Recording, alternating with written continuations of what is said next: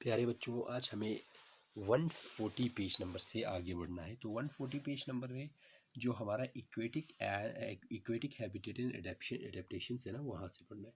यानी आज हमें ये देखना है कि जो चीज़ें इक्वेटिक हैबिटेट में रहते हैं, यानी जो पानी में रहते हैं, इक्वेटिक हम बोलते हैं पानी में रहने वाली चीज़ों को, उन्होंने अपने अंदर कौन कौन से एडेप्टेशन किए हुए हैं जिसकी वजह से वो पानी में रह पाता है। ठीक है ना। तो पानी में रहने के लिए जो जो एडेप्टेशन किया है ना, उनके बारे में हम पढ़ेंगे।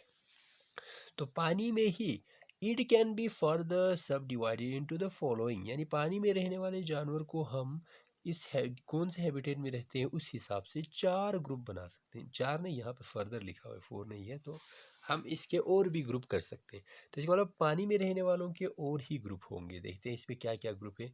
तो पहला है फ्रेश वाटर हैबिटेट। तो इसमें वो सारे जानवर जो फ्रेश वाटर में रहते हैं ना, उनको फ्रेश वाटर हैबिटेट कहते हैं। जैसे कि हमारे स्ट्रीम्स होते हैं, नदी नाले होते हैं ना, पॉन्ड्स जहाँ पे पानी घिरा हुआ होता है, या फिर हमारे लेक्स होते हैं या रिवर्स होते हैं, ये सारे हमारे क्या होता है, फ्रेश वाटर, क्योंकि इनमें नमक नहीं होता। जैसे कि हमारे दूसरे जगह है ना, जैसे कि ओशन सीज, वो फ्रेश वाटर में नहीं होगा क्योंकि उनमें नमक मिला हुआ होता है ना। तो फ्रेश वाटर हैबिटेट वो वाटर जो फ्रेश होगा, जिसमें कोई मिलावट नहीं होगा। ठीक है ना।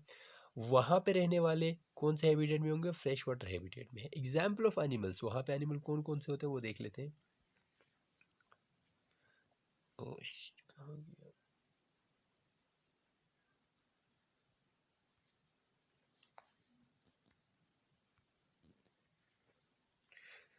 Example of living in these habitats are various types of fish, water bugs and water lilies। यानी जो एग्जाम्पल होता है ना, जो फ्रेश वाटर में रहने वाले, उसमें क्या क्या होता है। एक तो होता है वट फिश, वहाँ पे बैठे बहुत सारी मछलियाँ। एक वाटर बग्स होते हैं, वाटर बग्स मतलब जो पानी में रहने वाले अलग अलग किस्म के कीड़े। और वाटर लिलीज का मतलब उन फ्रेश वाटर में रहने वाले अलग अलग किस्म के फ्लूवर्स। ठीक है ना। ये सारे हमारे कहाँ होता है, फ्रेश वाटर में होता है। अब आगे बढ़ते हैं। Some of these plants have their roots fixed in the soil below the water. अगर इनमें से कुछ प्लांट की बात करें तो फ्रेश वाटर में रहने वाले प्लांट के क्या होता है, जो रूट है ना, वो उस फ्रेश वाटर में नीचे ज़मीन में उसका रूट होता है। ठीक है ना। यानी जो पानी का नीचे होगा ना सबसे, वहाँ ज़मीन होगा, तो उसमें इन प्लांट्स के रूट होते हैं। ठीक है। Some of these plants have their roots fixed in the soil below the water. Roots are much reduced in size and their function is fixation and not absorption. अब यहाँ पे क्या होता है, जो रूट्स होते हैं ना, वो साइज में क्या होता है, बहुत स्मॉल होता है। ठीक है। रिड्यूस होके होता है, कम होता है। क्यों? क्योंकि इनका काम अब पानी एब्जॉर्ब करना नहीं होता, बल्कि इनका काम क्या होता है, पानी के बहाव के साथ प्लांट को बहने नहीं देता है। यानी ये प्लांट को मजबूती से ज़मीन के साथ पकड़ के रहने में मदद करता है। ठीक है ना। जैसे हमारे ज़मीन पे जो रूट होता है वो किस काम आता है, वो मेनली पानी और मिनरल्स को लेने के काम आता है ना। यहाँ पे जो है रूट जो है वो पकड़ के रखने के काम आता है। ठीक है। अब आगे बढ़ते हैं। The stem of these plants are long hollow and light. इन प्लांट्स के स्टेम जो है ना, वो लंबे होते हैं और अंदर से होलो होता है। होलो मतलब अंदर से खाली सा होता है। एंड लाइट, और हल्का होता है। उसके बाद the stem grows up to the surface of water while the leaves and flowers float on the surface of water. जो इनके स्टेम होता है ना, वो वाटर के सरफेस तक, यानी पानी के नीचे सॉइल से लेकर पानी के ऊपर वाले सतह तक क्या होता है, इनका स्टेम ऊपर तक आ जाता है, जिसकी वजह से क्या होता है, जो फ्लावर्स और लीव्स है ना, वो पानी के ऊपर रहता है, सरफेस के ऊपर, सतह के ऊपर। ठीक है ना। अब फिर हमारा आता है नेक्स्ट पेज। नेक्स्ट पेज पे देख लेते हैं। नेक्स्ट पेज पे हमारा क्या है, पेज नंबर 141 पे। Some aquatic plants are totally submerge in water. कुछ इक्वेटिक प्लांट पूरी तरह से पानी के अंदर होता है। सबमर्ज मतलब डूबा हुआ होना। यानी कुछ प्लांट जो है ना, वो पूरी तरह से पानी के अंदर ही होगा, बाहर नहीं होगा। All parts of such plant grow under water. तो इन प्लांट के जितने सारे पार्ट है ना, वो पानी के अंदर ही ग्रो होगा। ठीक है। Some of these plants have narrow and ribbon like leaves.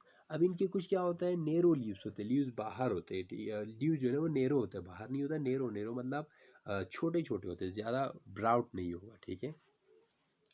These can bend in the flowing water. और ये क्या कर सकते हैं, अपनी आप को जब भी वाटर फ्लो होगा तो वहाँ पे बेंड हो सकता है, झुक सकता है, टूटेगा नहीं, बेंड हो जाएगा। बेंड मतलब झुक जाना। In some plants leaves are often highly divided. जबकि कुछ प्लांट में क्या होगा, जो पत्ते होंगे ना, वो पूरी तरह से डिवाइडेड होंगे। ठीक है। हाईली डिवाइडेड मतलब पूरी तरह से अलग अलग होंगे। Through which water can easily flow without damaging them, जिससे क्या हो जाएगा, पानी उन पत्तों के बीच से निकल जाएगा, फ्लो हो जाएगा और उनको डैमेज नहीं होगा। डैमेजिंग का मतलब नुकसान नहीं होगा, वो टूटेगा नहीं। सेकंड हमारा मैरीन हैबिटेट है। देखो मैरीन हैबिटेट क्या होता है। Marine habitat refers to salt water habitat in sea and ocean. जैसे कि मैंने पहले ही कहा, समंदर में क्या होता है, मेनली हमारा साल्ट होता है। तो यहाँ पे क्या कह रहा है, जो हमारा मेरीन हैबिटेट है ना, उसमें साल्टी वाटर को कहते हैं। जैसे कि हमारा समंदर, जैसे कि हमारा ओशन। ओशन और सी दोनों समंदर होता है, लेकिन सी छोटे छोटे समंदर, ओशन बड़े बड़े समंदर होता है, ठीक है ना। The organism living in marine habitat are known as marine organism. जो मैरीन हैबिटेट में रह रहा होता है उन्हें मैरीन ऑर्गेनिज्म कहते हैं, यानी साल्टी वाटर में रहने वाला। Many sea animals have streamline bodies to help them move easily in water. बहुत सारे जो ऑर्गेनिज्म का बॉडी जो स्ट्रीमलाइन, स्ट्रीमलाइन मतलब जैसे कि हमारा सीधा एक लाइन की तरह बॉडी। देखो मछली का बॉडी कैसा होता है, स्ट्रेट सा बॉडी होता है ना, जिससे क्या हो जाता है, वो आराम से वहाँ पे तैर पाता है, ठीक है ना, ताकि पानी में आराम से तैर पाए। There are some sea animals like squids and octopus which do not have streamlined shape। जबकि कुछ एनिमल्स होते हैं जिनका क्या होता है, स्ट्रीमलाइन नहीं होता। स्ट्रीमलाइन मतलब सीधे नहीं होता, लंबाई लंबाई में नहीं होता। उनके क्या होता है, बहुत सारे पैर जैसे होते हैं। देखो ये वाला, इनकी बॉडी देखो, ये सीधा सा बॉडी है ना। लेकिन इस ऑक्टोपस का या फिर दूसरा ऑक्टोपस जैसा और एक स्क्विड होता है ना, जिसके बहुत सारे आगे से पैर पैर जैसे बहुत सारे होते हैं, उसको हम स्क्विड बोलते हैं, ठीक है। तो इन दोनों का बॉडी स्ट्रीम लाइन नहीं है, लेकिन स्ट्रीम लाइन नहीं है, इसका बॉडी स्ट्रीम लाइन है डॉल्फिन का, है ना। Okay, they stay deep in the ocean near the seabed and catch any prey that moves towards them. अब जो ऑक्टोपस और स्क्विड है ना, वो ज़मीन पानी के बहुत नीचे सतह पर रहता है, ठीक है। सतह पर नहीं, पानी के बहुत नीचे गहराई में रहता है। और जो भी इनके पास प्रे प्रे यानी शिकार इनके पास आता है, तो उनको पकड़ के खा लेते हैं। These animals have gills to help them use oxygen dissolved in water। और ये जानवर क्या करता है, जो ऑक्सीजन पानी में डिजोल्व है ना, उसको यूज़ कर लेता है। कहाँ से, गिल्स से। अब हमारे में क्या होता है, लंग्स होता है ना, फेफड़े, लेकिन इनमें फेफड़ा नहीं होता, इनमें गिल्स होता है, ठीक है, जिससे ऑक्सीजन में जो जो पानी में जो ऑक्सीजन है ना, उसको ये ले लेता है। There are some sea animals like dolphins and whales that do not have gills। लेकिन जो डॉल्फिन और वेल्स है ना, उनका गिल्स नहीं होता। इसीलिए वो क्या करता है, बार बार बाहर सतह पे आते रहता है, क्योंकि उन्हें ऑक्सीजन बाहर से चाहिए। वो अब पानी में जो ऑक्सीजन डिजॉल्व है वो नहीं ले सकता। They breathe in air through nostrils or blowholes that are located on the upper parts of their head. This bears evolutionary significance. अब ये क्या बोल रहे हैं, जो हमारा डॉल्फिन ऑक्टोपस है ना, उसके पास गिल्स तो है नहीं जो पानी पानी से ऑक्सीजन ले ले। तो इनमें होता क्या है, नॉस्ट्रल्स, यानी हमारी तरह नॉस्ट्रल्स नाक जैसा होता है। और ब्लो होल्स, ब्लो होल्स का मतलब उनके ऊपर एक होल होता है, एक सुराख होता है, जहाँ से वो सांस लेता है, ठीक है। इससे हमें ये पता चलता है कि ये मछलियाँ एवोल्यूशन हुआ है, इनमें चेंज होके दूसरे ऑर्गेनिज्म बना है। इससे हम हमें क्या पता चलता है कि एक ऑर्गेनिज्म दूसरे ऑर्गेनिज्म में कन्वर्ट हुआ है। जैसे कि कहते हैं ना, इंसान जो है वो एप्स से बना है, ठीक है ना, इवोल्यूशन हुआ है। इसी तरह से इन ऑर्गेनिज्म में भी हमें ये दिखता है कि पहले जो डॉल्फिन और वेल्स थे ना, वो पहले ज़मीन पर रहा करता था, इसीलिए उनमें गिल्स नहीं है। लेकिन बाद में इन्होंने क्या कर लिया, पानी में अडाप्ट कर लिया, इसीलिए अब वो पानी में रह रहे हैं। इसीलिए उनमें गिल्स नहीं है ना, उनमें क्या है, ब्लो होल्स या फिर उनमें क्या है, नॉस्ट्रल्स है, ठीक है। कोस्टल हैबिटेट्स, कोस्टल हैबिटेट्स में क्या होता है, refers to the regions where the sea meets land. Coast का मतलब होता है वो जगह जहाँ पे समंदर और ज़मीन मिलता है, यानी समंदर के किनारे वाला ज़मीन, ठीक है ना।